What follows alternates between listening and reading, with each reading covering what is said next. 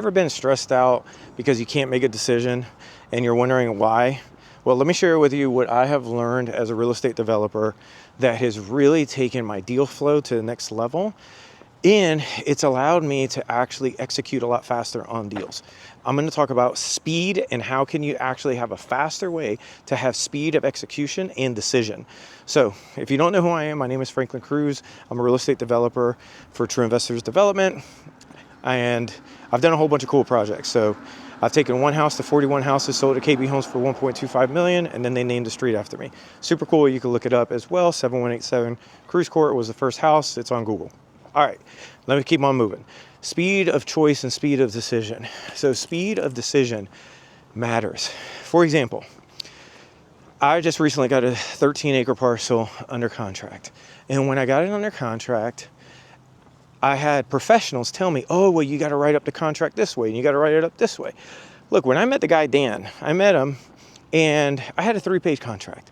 Even he was like, well, probably I need to review it with my attorney. I said, it's 3 pages, purchase price, it's the purchase price, who you are, who I am, the parcel ID number, closing date, if there's a due diligence period, and then there's a provision on the bottom to make sure I can get an extension if I need be for 1 month or 2 months.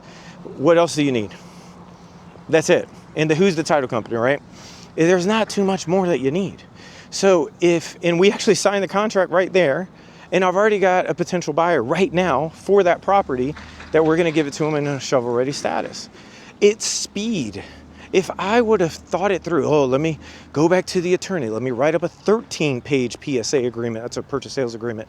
No, I have a simple 3-page agreement, and the 3rd page is the final signature. That's why I've been very blessed to do over 130 transactions face-to-face and over 30 commercial deals face-to-face with the sellers, is because it's speed. You've got to make a decision, and that's why you have a due diligence period. But you've got to decide. Sometimes your best properties come like this because they're ready to move. They don't want to wait. They're ready to move. They're ready to sign a contract. Boom, let's go. You may have an opportunity. What I have seen is a lot of people miss opportunities because they're slow. They're slow. They're not responding back. They don't even respond. They're not even following up. These are things that I do all the time. Follow up, see what's going on. I constantly read my journal to see my notes, anything that I'm missing every single day. What lessons am I learning? Who do I need to follow up with? I got 20 people a day that I need to communicate with. Speed, move. That's when you get things done. That's it. And you learn your lessons as you go. There's nothing wrong with moving quickly with a due diligence period. You're thinking through all your risk factors, but you've got to have a way to do it. So for me, I always look at it from the pretense of saying, okay, I'm going to move with speed. And with this speed, how do I bring it down to 0 risk factor? How do I bring everything down to 0 risk as quickly as I possibly can? Period. That's it. Think about it. So I'm going to move with speed, and my goal is to have 0 risk. So I'm constantly thinking about, because back when I was in the military, my last duty assignment, I was a general's aide. So I have to think about, if we're moving the general, if he's in move, what is all the worst case scenarios that could happen? Everything, what is the worst case that can happen? And let's think it through. So we have to make a decision because we're going downrange. Downrange means when I was in war. So we're going downrange, but what's best case, worst case? Period. Best case, this happens. Worst case, this happens. Okay, what are we doing to mitigate that situation if that happens? Okay, we're taking a convoy. We have 5 vehicles.